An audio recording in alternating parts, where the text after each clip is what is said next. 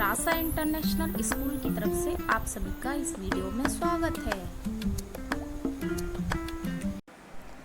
प्यारे बच्चों, आज हम हिंदी व्याकरण का अध्याय 8 जिसका नाम है संज्ञा, उसका शेष भाग पढ़ेंगे। पिछली वीडियो में हमने संज्ञा क्या होती है, किसे कहते हैं, संज्ञा के कितने भेद होते हैं, यह पढ़ा था। आज हम इसका शेष भाग पढ़ेंगे। जैसा कि हमने पहले पिछली वीडियो में आपको बताया था, संज्ञा के 3 भेद होते हैं: व्यक्तिवाचक संज्ञा, जातिवाचक संज्ञा तथा भाववाचक संज्ञा। लेकिन कुछ विद्वान अंग्रेजी व्याकरण के प्रभाव के कारण संज्ञा के 2 भेद और बताते हैं, जिसमें कि एक है समुदायवाचक संज्ञा और दूसरा है द्रव्यवाचक संज्ञा। तो आइए सबसे पहले समझते हैं समुदायवाचक संज्ञा क्या होती है। विद्यालय में आज बाल सभा हो रही है। कक्षा में विद्यार्थी बैठे हुए हैं। उपयुक्त दोनों वाक्यों में सभा और कक्षा शब्द व्यक्तियों के समूह का बोध करा रहा है। ऐसी संज्ञाएं समुदायवाचक संज्ञाएं कहलाती हैं।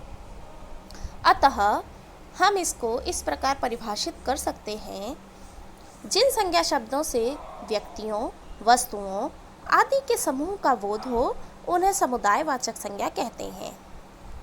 अन्य उदाहरण हैं सभा, कक्षा, सेना, भीड़, दल आदि।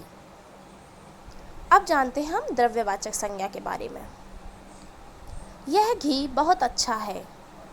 ये आभूषण सोने के बने हैं।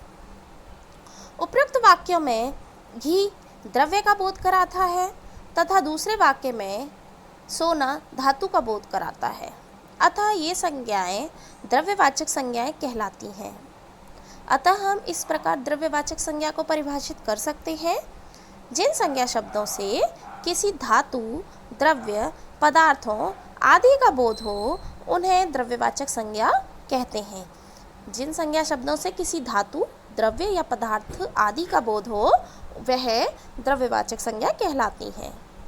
अन्य उदाहरण है इसके घी, तेल, सोना, चांदी, पीतल, चावल, कोयला आदि। इस प्रकार संज्ञा के 5 भेद हो गए, किंतु अनेक विद्वान समुदायवाचक और द्रव्यवाचक संज्ञाओं को जातिवाचक संज्ञा के अंतर्गत ही मानते हैं। भाववाचक संज्ञाएं बनाना। भाववाचक संज्ञाएं किस प्रकार बनाते हैं हम? भाववाचक संज्ञाएं 4 प्रकार से शब्दों से बनती हैं, 4 प्रकार के शब्दों से बनती हैं। जातिवाचक संज्ञा से, सर्वनाम से, विशेषण से और क्रिया से। भाववाचक संज्ञा कितने प्रकार से बनती है, कितने प्रकार के शब्दों से बनती है? 4 प्रकार के शब्दों से बनती है। जातिवाचक संज्ञा से, सर्वनाम से और विशेषण से और क्रिया से।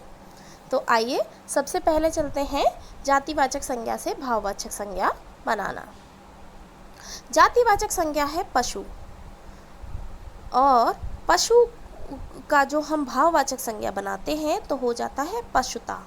इसी प्रकार क्षत्रिय का क्षत्रियत्व, बूढ़ा बुढ़ापा, ब्राह्मण ब्राह्मणत्व, मनुष्य मनुष्यता, नारी नारीत्व, बालक बालपन, सती सतीत्व, बच्चा बचपन, दानव दानवता। अब चलते हैं सर्वनाम से भाववाचक संज्ञा किस प्रकार बनाई जाती है। अपना सर्वनाम शब्द है, इसका भाववाचक संज्ञा हो जाएगा अपनापन, अपनत्व। सर्व जो है वह सर्वनाम शब्द है, और इसका अगर हम भाववाचक संज्ञा बनाते हैं तो बन जाता है सर्वस्व। इसी प्रकार निज निजत्व, अहम अहंकार, पराया परायापन, मम ममता या ममत्व, स्व स्वत्व, आप आपा। विशेषण से भाववाचक संज्ञा किस प्रकार बनाते हैं? विशेषण शब्द है मीठा, इसका भाववाचक संज्ञा हो जाएगा मिठास। निर्मल शब्द है, निर्मल शब्द का हो जाएगा निर्बलता। मधुर शब्द है विशेषण, इसका भाववाचक संज्ञा हो जाएगा माधुर्य। हरा शब्द का विशेषण शब्द का भाववाचक संज्ञा हो जाएगी हरियाली। प्रवीण प्रवीणता, चतुर चतुराई, सफ़ेद सफ़ेदी, निपुण निपुणता, सुंदर सुंदरता या सौंदर्य, सफल सफलता। क्रिया से भाववाचक संज्ञा बनाना। अब हम सीखेंगे क्रिया से भाववाचक संज्ञा बनाना किस प्रकार बनाते हैं। क्रिया है खेलना, भाववाचक हो जाएगा खेल। लेना देना, लेन देन। मुस्कुराना, मुस्कुराहट। पढ़ना, पढ़ाई। कमाना, कमाई। लिखना, लेख लिखाई या लिखावट। मिलना, मेल। उतरना, उतराई। चढ़ना, चढ़ाई। उड़ना, उड़ान। यहाँ पर हमने कुछ भाववाचक संज्ञा बनाना सीखे। तो आइए एक बार पूरा अध्याय एक बार दोहरा लेते हैं।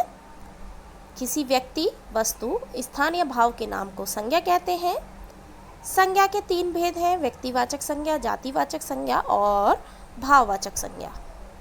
समुदायवाचक संज्ञा तथा द्रव्यवाचक संज्ञा को जातिवाचक संज्ञा के अंतर्गत माना जाता है।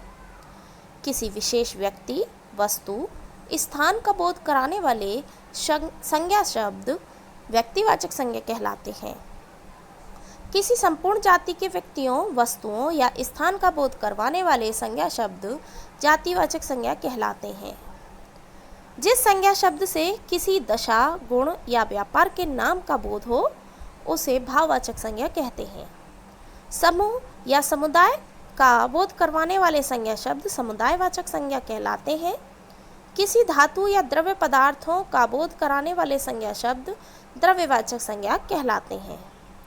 भाववाचक संज्ञा 4 प्रकार के शब्दों से बनाए जाते हैं। जातिवाचक संज्ञा, सर्वनाम, विशेषण तथा क्रिया। तो आज हमने क्या पढ़ा? आज हमने अध्याय 8 का संज्ञा का शेष भाग पढ़ा।